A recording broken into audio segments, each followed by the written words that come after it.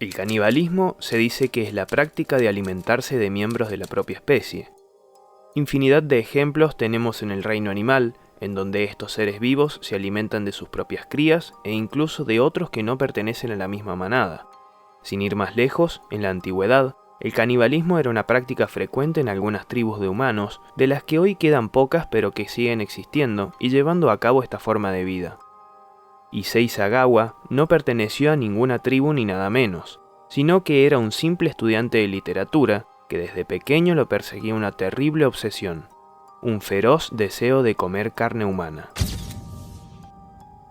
Este japonés no solo que no pudo reprimir más sus perturbadores deseos, sino que decidió ir más allá.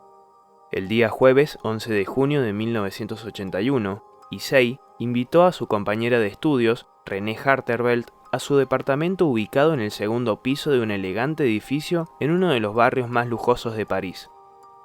Issei aspiraba a poder hablar con fluidez el alemán, y quién mejor que Renée para enseñárselo, ella lo hablaba muy bien. Sin embargo, el plan de Sagawa se estaba dando a la perfección. Horas más tarde, Renée fue asesinada y abusada sexualmente luego de estar sin vida, pero no solo eso, sino que Issei pudo hacer sus deseos realidad, ya que durante los 2 próximos días se fue alimentando de su cadáver poco a poco.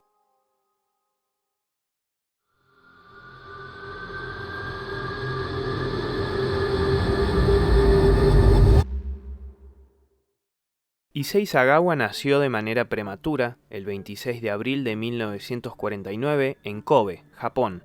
Su estado era delicado, a lo que los médicos le informaron a la pareja que corría riesgo su vida y que si superaba esto sería muy pequeño de tamaño.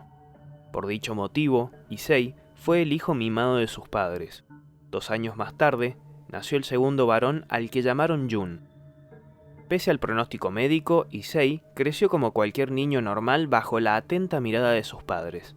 Su padre, Akira Sagawa, un hombre de negocios exitoso, era presidente de una importante empresa de la industria química. Sin embargo, de su esposa no trascendió ni siquiera el nombre, ya que por vergüenza logró mantenerse oculta para la prensa. El paso de Issei por la escuela fue algo tranquilo, resultó ser un buen alumno. Tanto la primaria como la secundaria la hizo en la ciudad japonesa de Kamakura. Durante los primeros años del secundario, el adolescente demostró un gran interés por la literatura y se reveló como un joven talentoso para escribir. Issei, para ese entonces, ya había dejado de crecer y su altura se había estancado en 1,45 m, algo inusual para su edad. Esto forjó que el muchacho llevara consigo y para el resto de su vida el complejo de ser de baja estatura. Issei se vio afectado anímicamente por su complejo. Sin embargo, eso le dio pie para despertar su lado más oscuro, su deseo por probar la carne humana. Según él mismo, confesaría años más tarde que el primer recuerdo que tuvo de practicar el canibalismo fue durante su estadía en la escuela primaria, cuando un día observó con atención el muslo de un compañero. Pero en ese momento no fue más que una sádica fantasía. A medida que Issei fue creciendo, sus tentaciones, en vez de apagarse, se reavivaron aún más. En su época de secundaria se sumaron más deseos anormales. Uno de ellos fue tener sexo con animales. Así fue que Issei llegó a realizarlo con su propio perro. Años más tarde, Issei terminó su etapa escolar e ingresó a la Universidad de Wako, en Tokio, para estudiar literatura. Mientras cursaba la carrera, y a la edad de 24 años, Sagawa conoció a una profesora alemana de 35 años. Ella cumplía con todos sus requerimientos estéticos. Era linda, alta y de buen cuerpo. El estudiante no perdió el tiempo y averiguó la dirección de su casa. Una noche decidió ir hasta ella y descubrió que la misma dormía con la ventana abierta. Issei, al ser de pequeña estatura, entró fácilmente por ella. Al estar dentro de la habitación, la vio durmiendo semidesnuda en la cama. Sin pensarlo demasiado, decidió golpearla para dejarla inconsciente y así poder morderla y saciar su sed caníbal. Pero el golpe no logró su cometido, y ella se despertó sobresaltada. La mujer empujó con fuerza al pequeño atacante y a los gritos escapó del lugar. Unas horas más tarde, la policía detuvo a Sagawa y lo acusó de haber querido violar a su profesora. Aquí es donde comienza a gestarse la impunidad de Issei gracias a su adinerado padre. El padre del atacante apareció cargado de billetes y logró liberarlo tras un buen arreglo económico con la maestra, quien decidió retirar los cargos contra el japonés.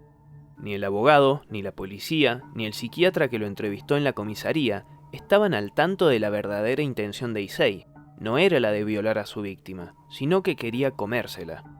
Pasó el tiempo, y libre de cargos, Issei pudo finalizar sus estudios sin mayores problemas. Fue cuando se anotó para realizar una maestría en literatura inglesa en la Universidad de Kwansei, Gakuin. Si bien intentaba reprimir sus fantasías, el canibalismo empezó a ser un deseo insostenible para Sagawa. Llevaba 4 años viviendo en Francia cuando decidió hacer realidad su siniestro deseo. Él mismo relató en una entrevista: «Veía a las mujeres occidentales en la calle y mis fantasías se disparaban solas. Se me cruzaba una mostrando la espalda y ya me imaginaba estrangulándola con un cinturón para desmayarla. Cuando lo hiciera, tenía que taparle la boca con cinta y atarle las manos y los pies con una soga. Recién ahí podría desnudarla, luego la examinaría. Primero sus genitales y después la parte de atrás. Entonces iría a la cocina a buscar un cuchillo. Acto seguido estaría cortándola, para luego cocinar su carne en el sartén. Pero, un momento, ¿tendría que matarla? Yo no quería matarlas, solo quería comerlas». Lo angustiaba pensar que podía morir sin haber probado jamás el sabor de la carne humana femenina. Sentía que habría desperdiciado su vida si no lo hacía. El siguiente paso que dio para concretarlo fue comprarse un pequeño rifle de caza, aunque todavía faltaba su presa ideal. Durante su estadía en Francia fue cuando conoció a René Hartevelt, una holandesa de 25 años, con la cual quedó deslumbrado. Su piel blanca, su sonrisa fácil, su mirada de ojos grises, su figura perfecta y sus hombros suaves. Ella era el menú perfecto para él, era hermosa y saludable. Todo lo opuesto a como se consideraba a sí mismo, débil, feo e insignificante. Pretendía absorber su energía y al mismo tiempo hacer realidad sus sueños de comer carne humana. Aquellos que lo acosaban desde niño, cuando imaginaba a sus padres sirviendo una olla en la que estaba Jun, su hermano menor. Es a partir de este momento donde comienza el desenlace de la historia. El día jueves 11 de junio de 1981 fue la fecha en que Issei Sagawa llevó a cabo lo que su mente perversa le pedía a gritos. Issei Sagawa, de 32 años, y René Hartevelt, de 25, se conocían desde hacía tan solo un mes y medio. Ambos eran compañeros en la histórica Universidad Francesa de la Sorbona, y a pesar de que provenían de culturas muy diferentes, habían entablado una gran amistad. Se caían bien y parecía interesarles lo mismo, tanto así que Issei se animó a dar el primer paso e invitó por primera vez a René a su departamento. Ese día fue muy especial para ambos, ya que compartieron su gusto por la música y pasaron la tarde escuchando música clásica. Por todo esto fue que Issei la invitó por segunda vez a su departamento, pero en esta oportunidad se trataba de una cena. Ella aceptó sin dudarlo, ya que solo quería ser amable con él y no tenía ningún interés de otro tipo. Llegó el día jueves y René estaba puntual en la puerta principal del edificio donde vivía Sagawa. Con el correr de los minutos y durante una larga conversación, decidieron comer algo mientras tomaban té. La reunión transcurría amablemente. En un momento, Issei se dirigió a su estante de libros y le alcanzó a René uno en particular para que ella lo lea. René, automáticamente y un poco avergonzada, comenzó con su lectura de poemas en voz alta. Ella estaba muy concentrada leyendo, en una posición en la que le estaba dando la espalda a Issei sin poder verlo. Durante su lectura, Issei sigilosamente sacó su rifle calibre 22 que tenía preparado y apuntó justo al centro de la nuca de René. Sin pensarlo, presionó el gatillo para no dejar pasar una oportunidad única en su vida. La cantidad de sangre era tal que Issei se impresionó y por un momento quedó en shock, pero tan solo unos segundos después, cuando volvió en sí, experimentó emociones nuevas. Su principal objetivo estaba servido: comerse a su compañera de estudios.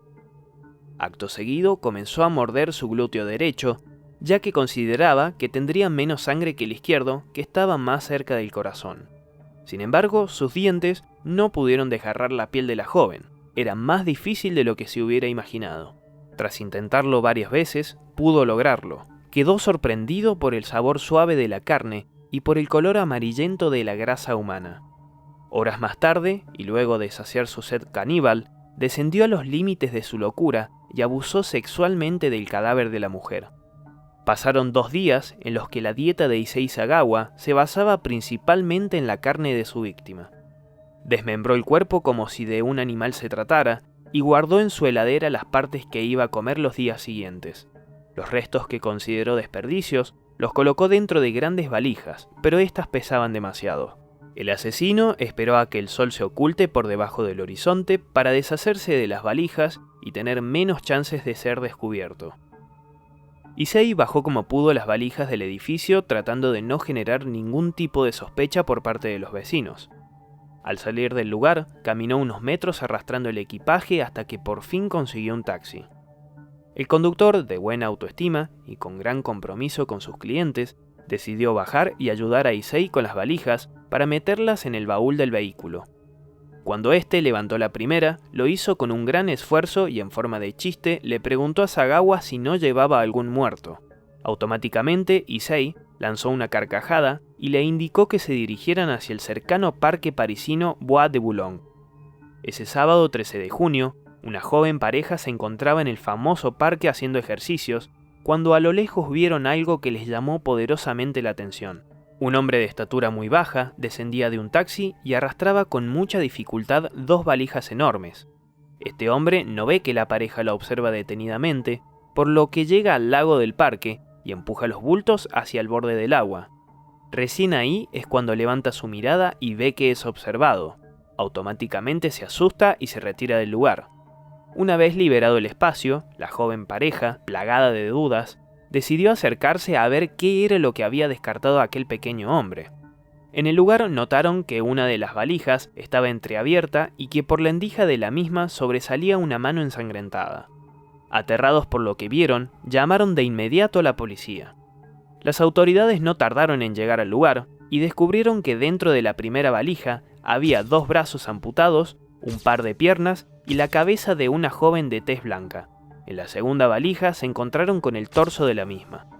Tras las pruebas obtenidas por parte de los peritos, lograron rearmar el cuerpo y notaron que faltaban algunas partes del cadáver: un seno, los labios, la punta de la nariz y el muslo de la pierna derecha que dejaba el fémur expuesto a la vista. Todo era muy extraño y novedoso para los investigadores del caso, ya que no existían precedentes similares. Sin embargo, contaban con algo muy importante: la declaración de la pareja que se ejercitaba en el parque. Ellos vieron todo. Comentaron que el que abandonó el cadáver había llegado en taxi y que era un hombre de rasgos asiáticos y de contextura muy pequeña. Los investigadores se contactaron automáticamente con todas las compañías de taxis de París. A su vez, estas le consultaron a sus choferes sobre si alguno de ellos, el día sábado 13 de junio, podría haber llevado a algún asiático hasta el parque Bois de Boulogne.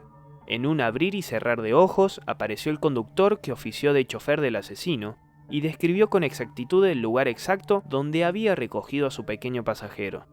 Incluso le contó a la policía el chiste que le hizo el asesino sobre las valijas y al preguntar por qué se lo interrogaba, quedó atónito ante lo sucedido.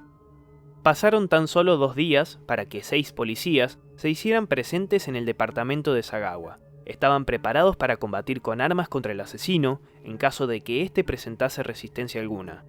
Nada más alejado de la realidad. No sucedió nada de lo que se esperaba. Un pacífico y tranquilo estudiante asiático, de aproximadamente unos 30 años de edad, les abrió la puerta y los saludó muy cordialmente.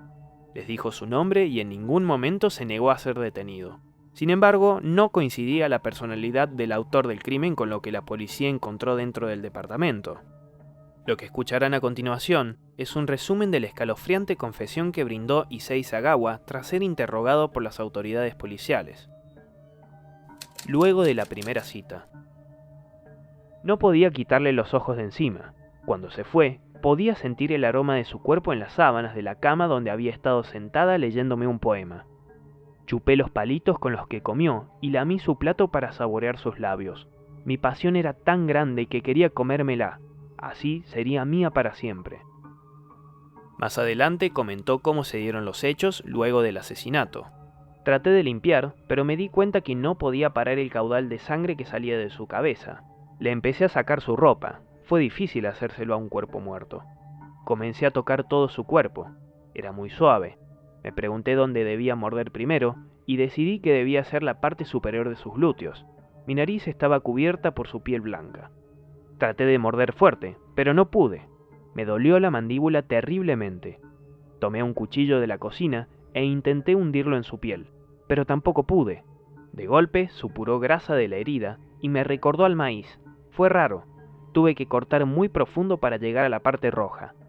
Me lo puse en la boca y lo mastiqué. No tenía ni olor ni sabor. Se deshizo en mi boca como si fuera un pedazo de atún. La miré a los ojos y le dije: «Eres deliciosa». Corté su cuerpo y me llevé su carne a mi boca una y otra vez. Luego tomé fotos de su blanco cuerpo con sus heridas profundas. Tuve sexo con su cuerpo. Cuando la abracé, ella dejó salir un suspiro profundo. Me asustó. Parecía como si todavía estuviese viva. La besé y le dije que la amaba. Luego arrastré su cuerpo hasta el baño. Estaba cansado, pero corté un pedazo de su cadera y la puse a que se cocine en el horno. Cuando estuvo lista me senté en la mesa a comer y usé su ropa interior como una servilleta donde todavía podía oler su cuerpo. Luego puse la grabación de ella leyendo el poema alemán. Mientras seguía comiendo, noté que no tenía demasiado sabor, así que usé sal y mostaza. Delicioso, era carne de mucha calidad. Luego volví al baño, corté un pecho y lo cociné. Lo serví en la mesa y lo comí con cuchillo y tenedor. No tenía buen sabor, era demasiado grasoso. Intenté con otra parte. Sus glúteos eran maravillosos. Finalmente ella ya estaba en mi estómago. Era mía. Fue la mejor comida que he tenido en mi vida. A la mañana siguiente, ella todavía estaba allí. Sabía que ese día tenía que terminar de cortar el cuerpo. Quería poner los pedazos en unas valijas y hundirlas en el fondo del lago. Quería que esa fuera su tumba. Toqué de nuevo su cuerpo frío y me pregunté por dónde debería empezar. Quería remover toda su carne antes de amputar sus extremidades. El caníbal relataba su banquete y contaba sobre los trozos que fue probando de las distintas partes del cuerpo de su víctima. Finalizando el relato, aseguró que el momento más difícil fue cuando cortó su cabeza con una sierra eléctrica. Terminada la confesión, Issei Sagawa fue automáticamente encarcelado en la prisión parisina de la Santé a la espera del juicio. Su padre, Akira Sagawa, al enterarse de lo que su hijo había hecho, viajó a Francia de inmediato y contrató a uno de los mejores abogados de París. Los análisis psicológicos a los que fue sometido Sagawa determinaron que era demente. Con ello logró evadir la prisión, pero no el centro psiquiátrico Paul Giraud de París, en el que permaneció durante 2 años y que luego el juez de la causa lo terminó declarando como un ser humano incapaz de ser juzgado como una persona normal. Incluso llegó a decirle en la cara al juez: «Desde hacía tiempo que tenía ganas de comérmela». Con ese argumento, Issei Sagawa evadió la cárcel para siempre. La sociedad francesa estaba revolucionada con el caso y protestaban porque no querían pagar con sus impuestos la estadía del sádico inmigrante japonés en los hospitales psiquiátricos de su país. Unos meses después, Issei se enfermó en el neuropsiquiátrico y fue trasladado a un hospital, donde el médico que lo evaluó le diagnosticó algo extremadamente grave: encefalitis avanzada, y le pronosticó que tenía pocas semanas de vida. Pero otra vez el destino le daría una chance a este ser oscuro. El padre de Issei, poderoso y con muchas influencias, aprovechó la oportunidad y con la excusa de que Issei tenía los días contados, consiguió que en el año 1986 el sádico caníbal y supuestamente moribundo fuera rápidamente deportado e ingresado al hospital psiquiátrico de Matsuzawa, en Tokio, Japón. Enorme casualidad que, pese a los pronósticos de los médicos franceses, Issei mágicamente se mejoró de sus dolencias físicas. Lo que tenía no era otra cosa que una simple inflamación intestinal. Pasó el tiempo y los 5 psiquiatras que analizaron a Issei en Japón llegaron a la conclusión de que era una persona completamente cuerda y que debía ser condenada legalmente por sus actos. Pero la justicia de Francia rechazó el pedido de las autoridades japonesas para entregar los archivos de su causa de la que había sido exonerado y por la que ya no enfrentaba cargos en Francia. Por eso es que nada pudieron hacer en Japón para poner a Issei en prisión. Tras pasar aproximadamente 13 meses dentro del psiquiátrico japonés, el director del lugar, harto del asedio de la prensa y convencido de que como el paciente no estaba loco y ningún tratamiento podría beneficiarlo, decidió que su estadía en el lugar debía terminar de inmediato. La burocracia legal de ambos países le habían garantizado la libertad a Issei y una vida buena sin ningún tipo de castigo. Sin embargo, tanto para René Harterveld como para su familia, la justicia no llegó nunca. Uno podría suponer que la familia de Issei, luego de cubrirlo en todas sus oscuras aventuras, le soltarían la mano, pero nada más alejado de la realidad. Incluso Akira, su padre, tuvo que renunciar a su trabajo por el revuelo del caso y, ya sin dinero por asistirlo legalmente durante tantos años, comenzó a gestionar un cambio de identidad para su tan preciado hijo. La ficha del caníbal japonés había quedado prácticamente limpia para comenzar una vida normal en Yokohama. Sorprendido con el giro del destino que lo beneficiaba nuevamente, tomó esto como una oportunidad y comenzó a lucrar con su espantoso pasado. Sagawa ya era una celebridad cuando llegó a Japón a fines de 1983, y cuando quedó totalmente libre empezaron a lloverle propuestas. Su padre, ya casi sin dinero, pudo alquilarle un pequeño departamento donde el criminal viviría hasta la muerte de sus progenitores. Issei empezó a ser comentarista invitado en los medios del espectáculo, a escribir reseñas para restaurantes y a realizar pequeños papeles para documentales y películas. Materializó también su historia en un manga escrito e ilustrado por él mismo. Su historia impregnó también el ambiente de la música. Inspiró en 1983 el tema de los Rolling Stones Too Much Blood, Demasiada Sangre, y en el 2004 a la banda del subgénero musical Brutal Death Metal Cannibal Corpse. En 1992, Issei apareció en una película japonesa con el papel de un boyerista sadosexual. Más adelante realizó pinturas y escribió un libro sobre un asesino de niños en Kobe, su lugar natal. Issei creía ser un artista y hasta ese año admitía tener fantasías caníbales, pero aseguraba que ya no deseaba llevarlas a cabo. En el año 2013, un derrame cerebral casi le costó la vida y lo dejó con daños permanentes. Tuvo 2 infartos y en el año 2015 le diagnosticaron diabetes. Una y otra vez, la olvidada René era revictimizada por su asesino y por todos. Sagawa llegó a decir en una de sus tantas entrevistas, siempre muy bien pagas, «Me hubiera gustado que me dieran la pena de muerte. La muerte es mi única esperanza. Quiero morir sufriendo. Y me gustaría ser asesinado por una mujer hermosa. Esa es mi fantasía. Comer y ser comido es lo mismo para mí». Si bien Issei siempre alegó desconocer el origen de su perversión, se animó a divagar para atribuírsela a 2 motivos posibles. El primero podría ser un juego infantil que llevaba a cabo su tío, Mitsuo Sagawa, cuando él y su hermano menor eran pequeños. Mitsuo jugaba a ser un gigante que venía a devorarlos, y Akira, su padre, era el caballero imaginario que debía salvarlos. Los niños no siempre lograban escapar, y cuando perdían se suponía que la bestia los cocinaría en una gran cacerola. Issei, al parecer, se tomó muy a pecho el juego. A la segunda causa que recurrió el caníbal como excusa fue que por su pequeño tamaño, él necesitaba comer carne humana caucásica de una chica fuerte y alta. El propio Sagawa desmintió algunos escritos de la prensa del momento del homicidio que daban una versión de la historia que él aseguró que no era cierta. Se ha dicho que como amaba a mi víctima, le confesé mis sentimientos y ella se rió de mí, y yo perdí el control y la maté. Eso es completamente falso. Fue solo un mes después de haberla conocido que ocurrió el hecho. René era una chica muy hermosa, pero éramos solo amigos. Desafortunadamente, en ese momento, no pude entender que su amistad venía del corazón. Ella era una buena amiga, pero yo la veía como un apetitoso bowl de carne, ironizó. El 24 de noviembre del año 2022, en Tokio, y a la edad de 73 años, Issei terminó su vida en una silla de ruedas a causa de una fuerte neumonía. El temible caníbal asesino pasó sus últimos años al cuidado de su hermano menor Jun. Sí, aquel al que imaginaba dentro de una gran olla cocinándose. Su víctima, René Harteveld, tan solo vivió 25 años, y tanto de la vida de sus padres como la de sus hermanos, nunca se supo nada.